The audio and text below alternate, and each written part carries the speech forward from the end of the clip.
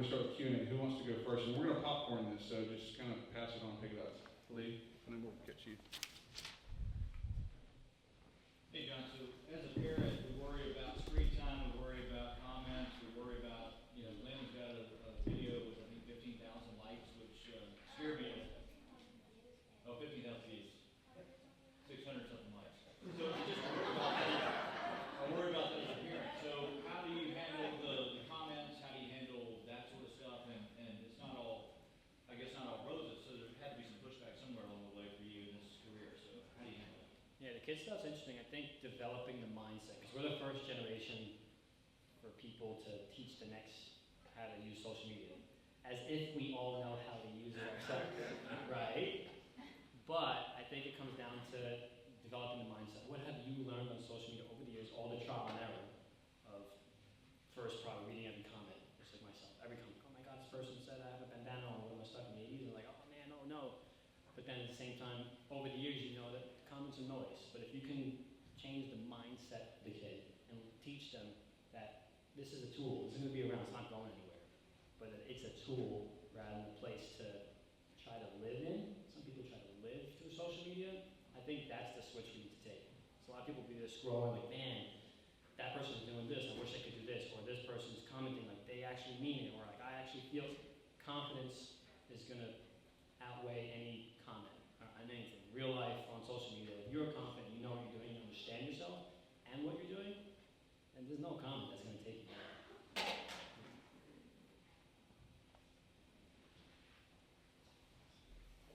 I got a question while you're looking for the next question. Let's go. Do you still have your first scooter? Yes, I don't have the exact one. That one broke in a lot of pieces. It was a razor. But I do have the original scooter in a box for memory. It's not the one I stepped on and beat up back in the days. Okay, I have a question about platforms. Yes, talk to me.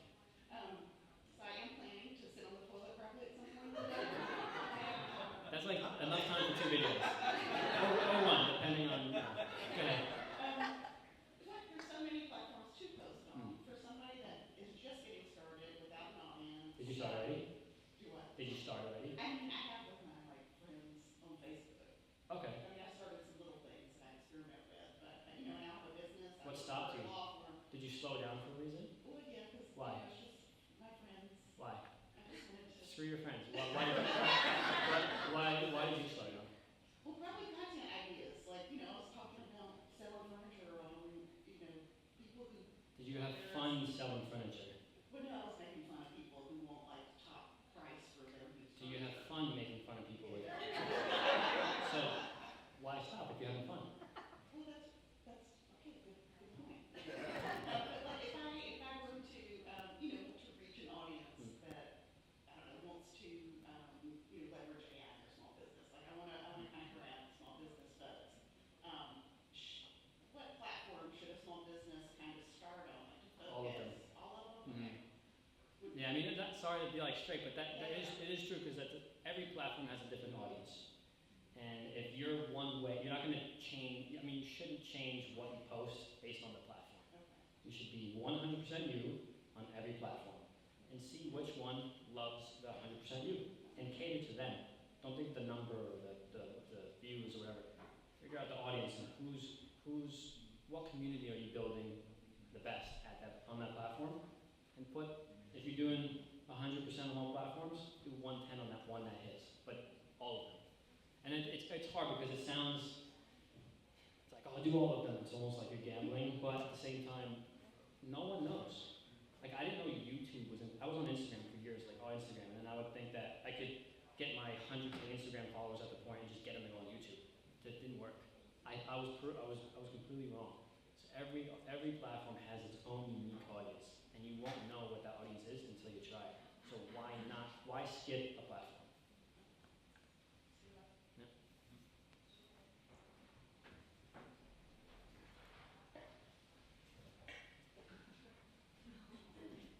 Is it on? 15,000 views. That's pretty good.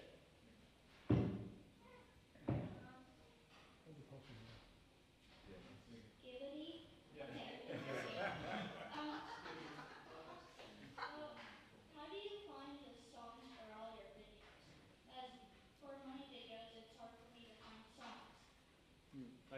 is that question based on like copyrighted songs? You're trying to find like copyright-free songs or just any song?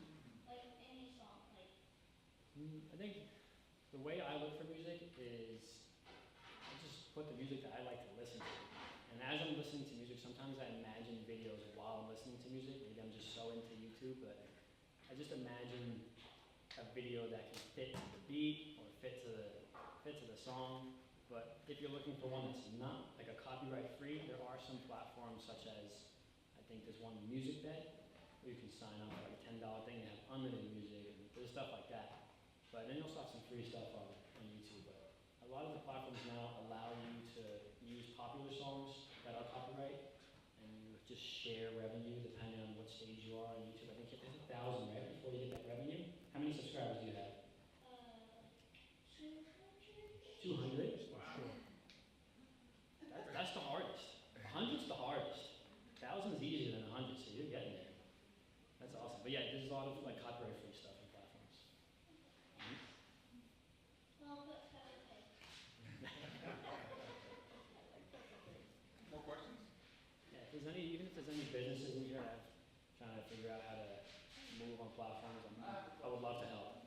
I don't need the microphone. Oh, yeah, push that. So talking about social media, obviously there's a lot of work that goes into that, not only the creation of content, editing and all of them, pulling it up, just perfect write-ups and everything. Are you doing all of that? You have a team of people doing that? Just me. Yeah, I mean, in the beginning it's tough, but I had an editor the first few months. At the same time, it's really hard to know, for them to know what's actually in your head. Like you have this creative self within your head and how you can picture something, and I feel like that's the best thing that you should be putting up. Because you want to be 100% yourself, so anytime you have other people to communicate with, even if they're your best friend, like he was my roommate for years, and it was still, we still have to talk about how to make the video, which it was awesome, but I think just trying to be, or if you can have a team that really knows what's in your head, I think that's huge. I think it's hard. It was hard for me. Most people, if they can figure it out, that's awesome. It was just hard for me to, like I had this idea in my head and I wanted to try it. And maybe something didn't work, but I wanted to be 100% myself in the videos, and like the idea I had. And, you know, a lot of trial and error. It was 8 years of this. And now I kind of got it under control so far, but it could change tomorrow. Thank you. Yeah, of course. So, in line, Yes. go ahead. How do you authentically integrate sponsored content into your videos? Great question. Yeah, that's a good one. I mean, so first, I don't accept any sponsors that I'm not a fan of. That's one. Which, you know, I turn down a lot, but at the same time, it makes it easier for me to do that. So let's say, sometimes I'll go around my house and I'll just look and like, oh yeah, I use this chair, I drink this drink, or I have this protein, and then I'll reach out to those companies and just compliment them. And if they go, wow, thanks, we'll send you stuff and we'll work together, cool, that's great. But if they don't, it's still a win for me because I'm still using the chair, the drink, and the protein drink, or whatever it is. So when I get an agreement or something with those companies, I already know how to work, I already know how to use them. So if I had to integrate it, it doesn't feel like I'm integrating. It just feels like I'm filming something I'm already doing. So those are the brands I look for. A lot of times brands will reach out and they'll have a cool pay for it, and sometimes you have to think like, man, I don't use that, but could I? You really got to be true to your audience. I think that's number one, because if you BS the audience, they will know over time, and then it gets played out. I think years back you can go and people will be like, oh, buy this and this is affiliate and I get a code. I think it's so saturated now that you really need to be really truthful to your audience, because, I mean, I don't know, I think that wore out, and I think it's just being fair to the people that watch your stuff. Yes. So yeah, in line with the previous question, can you describe a little bit more about your video making process? Like you talk about like using music and but so like you have videos like within the last week. Like how do you get to the point of okay, I'm gonna do this video and I'm gonna get it up? I think in the beginning, I just made it into a system. I didn't think of like, oh, I gotta think of how to make a video today. I just made it like, I eat breakfast, lunch, and dinner, and make a video. And it's just a system where I had to do it. I gotta be there. I just think of the audience. I gotta be there for them today. So it just became a ritual. Now I don't think, oh, like I have to do this. I just know, okay, in the morning, as soon as I come back from the gym, I have to edit for an hour. And it's just gym, edit, and then eat. Like it's just part of it. Just because I know that there are people there waiting, whether it's one or it's a million. But it just came. It's a system and a routine that I built over the years, and I've gotten better at making the videos, and I'm able to make them faster, which gave me more time off camera. So the more videos you make, which you should be doing anyway, you get better at that. And in the beginning, it would take me the whole day to film a video and 3 to 4 hours to edit. But I was working a 9 to 9 while I started YouTube, so I was like, sure, I gotta figure this out. So then, I just trained and I learned hotkeys and I figured out how to use the computer better and listen to videos. Sometimes I'm looking at, I upload a video into the editing software, and instead, because I filmed that day before, I know what it sounds like. So I can sit there and just hit hotkeys and not even look at the screen. Like I know the sound of when I landed, I know the sound of the beat, and I'll just move it and I'll look for a second. So I just built that skill of editing, which saved me a lot of time off camera, which is what I would love to do mostly. Premiere or Final Cut Pro. Final They got Cut the best hotkeys. Okay. Yeah. Okay. Sounds good. Apple. Do you consider yourself an entertainer or a teacher? Both. Yeah, both. An athlete. So I just, however I can help someone. Equally, or do you stress one over the other? I think I would say I'm a mutt between an athlete, an entrepreneur, and an entertainer. I think the entrepreneur thing is where I can hopefully inspire other people to do something, be creative. So we've kind of skipped over the fact that you're a pretty good scooter rider. We're talking a lot about the videos, but can you talk about the effort that it took you to get to the level to where you can make a video that people want to watch? So how much are you riding today, and how much do you practice a trick, and how do you get to where you can? Well, when I first started, I was just so addicted. I would work all day, and I would go to this little tennis court spot after the 12-hour shift, and I would ride my scooter from 10 p.m. with a little Bluetooth speaker and just myself before YouTube, and just do tricks all night until like 4 a.m., 6 a.m. sometimes. I would come home, my parents think I'm doing drugs or something. I come home like all beat like this, and my dad. I remember sometimes my parents sitting like, "Where were you?" I was like, "Oh, I'm right down the block." Like, and I had no camera to prove that what I was doing, and for years they didn't believe me until my mom came to me one day. She's like, "Look, this is what I'm doing." But in the beginning, I was just so addicted. It was just the one thing that hooked me. I would ride more than I was hungry. I was just some days I'm really hungry, but I don't learn this trick, so screw it. Be there for 10 hours trying to do one trick. But in the beginning, I would have 10, 12-hour days riding. Now, I'm 36, you shouldn't be doing that. I'm trying to last. So, at least today now, I ride about 3-4 hours every day still. You scootered in the middle of Times Square. What's the best place for you to scooter here in Chatham County? Compared to Times Square? There's no traffic, no, but I love the skate parks here. I love the scenery estimates. There's a lot of places where the backdrop is just so different from New York, because I never had a backdrop in New York. You're somewhere, you don't have time to set up for a backdrop. You're going to get hit by a car, or someone's going to try to steal your camera or something. So now this whole place, I even filmed in this parking lot one day, and that video did actually really good. But just anywhere, I love the scenery in North Carolina so much. You got a question? Do you listen to any of your comments, or does that affect how you do your Great video? question. Like any of your comments, does it affect the next video when you're reading The good them? ones.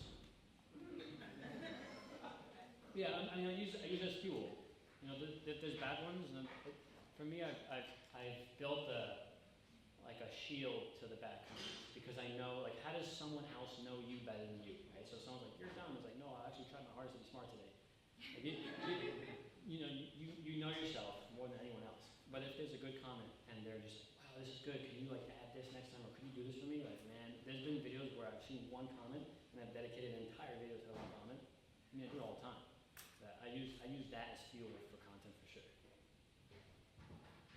So when it comes to content creators, I would describe them as humble, but you hold that characteristic. It's hard to see it on the other side of the lens. Right, Yeah, it's hard. right. But I guess, is that just something that you sort of adopted within your personality, or does it come from gratitude? Yeah, I think it's the second one, and I said it from the beginning of the channel. I told, everybody that I was filming with back in New York, and I was like, man, I'm not gonna try to go viral, because I had friends who scootered and they filmed YouTube videos, but then they did things that they know went viral, and it wasn't really them. Like they would like supermarket pranks and all this stuff. Then they went from scooter rider to this thing that was more attractive to everybody. Like I just scooter. If you don't like scootering, then you probably won't watch me. I'm not gonna try to be someone else just to get someone else to watch me. So from the beginning, which is probably why I don't have 10 million subscribers. I have one. I had buddies who started the same time as me, and they're at like 10, 20, which I was like, listen, if I'm gonna hit a million, it's gonna be the true 1 million, however long it takes. It took 8 years. I have one friend that did it in 2. And at first I was like, dang, he did it in 2? How the hell? And then I realized, like, he strayed away from himself just to chase the revenue and stuff. But I just want to be able to tell a cool story when I'm a lot older, just being true to myself. Where'd you meet your wife? at a bike shop. I used to work at a bike shop, the 12-hour shift before I rode all night. And then she came in one day and she's like, oh, and we started riding bikes together, and that was it. Long story short. A couple questions in the back. Yeah. So, two related questions. Have you found a sweet spot for content length, and are you repurposing, or are you doing content specific for different platforms? I think the content length caters to the audience. So you can be on one platform. For instance, you have YouTube, your regular content, and then you have shorts. Even within YouTube, there are different audiences, like the people that I upload every day. When I upload a short, I know it's for a specific audience. When I upload a long form, I know it's for a specific audience. So depending on which platform, which audience. For shorts, it's still trial and error to this day. I can tell you what's working right now. Like right now, a POV video with captions and a trendy song with me talking and doing a trick at the same time, that does good. And that could change tomorrow. And that literally is something that's been working the last 3.5 weeks. Before that, it was something completely different. So it's a really adaptable process. And catering to your audience is going to help you kind of dictate, what works for you. Because what works for me probably definitely won't work for you, and vice versa. So you got to do the trial and error. You got to try one, try everything, but then don't lose yourself when you're trying these new things. Are you using AI in any of your editing? No.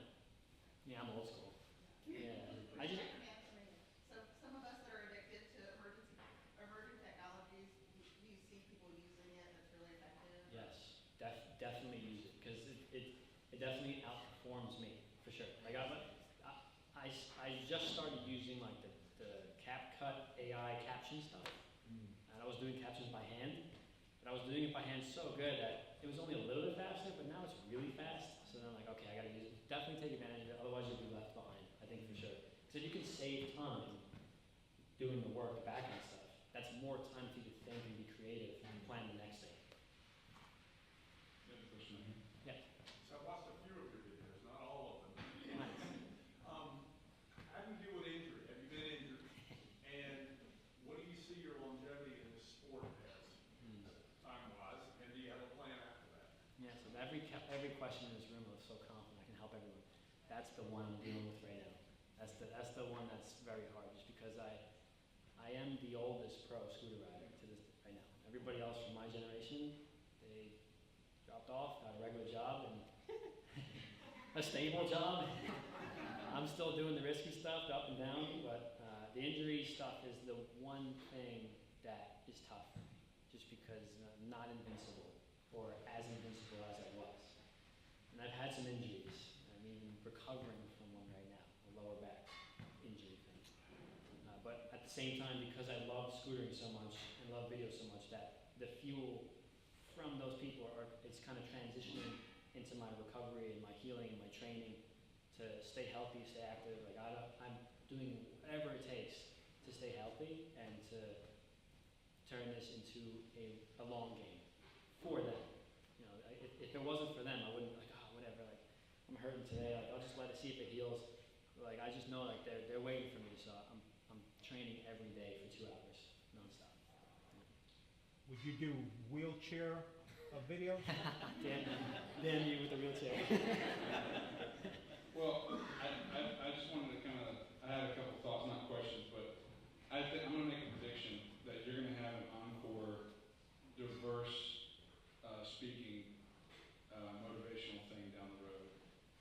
everybody's telling me to do it. I think you should.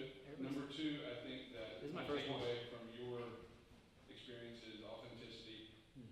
Like almost a psychopathic commitment to consistency. 100% agree with that. And then really sort of a not judging yourself prematurely on the outcome of your inputs, but just kind of focusing on, it's better that I do it than not do it, I'm just going to do it. And I think a lot of businesses and a lot of entrepreneurs can relate to that. I just got to get off the mat today. I got to do one thing that's productive. So that's my prediction for you. And I don't believe that you're 36. And is there any more? You feel good. Are there any more questions? I have one other question. How do you deal with the fatigue and just, we all as entrepreneurs get overwhelmed at times, right? Like, just need to shut down for a little bit and reset. How do you kind of deal with that? It doesn't sound like you've really experienced much of that. I imagine at some point. Physically, yes. Yeah, physically, yeah. Physically, fatigue is my kryptonite. But as far as the mental fatigue, I think if you love something so much and you compare it to air, for me, scootering and the people that want to watch me scooter, I compare it to air. I'm never gonna get tired of that. There's no way. I could be in a wheelchair and I still want to push for that. So it really comes down to trying to figure out what you love to do and then film it, not the other way around. If you turn the camera on first, like, okay, what should I film? You're gonna burn out, 100%. Anybody that burned out, that's 99% sure that's the way they're thinking. But if you love doing the thing you're doing off camera and then you're filming it, how would you ever tire out? So if there's some fatigue and you feel it, try to balance more of yourself and what you like in the thing that you're doing to kind of save you from burning out and feeling that fatigue. That's the only way I've seen it. Like, I know people that burnt out, and I know just because they're really trying to not be themselves. But I compare YouTube and scootering to water and air. And I gotta breathe every day. Yeah. Ladies and gentlemen, John Reyes.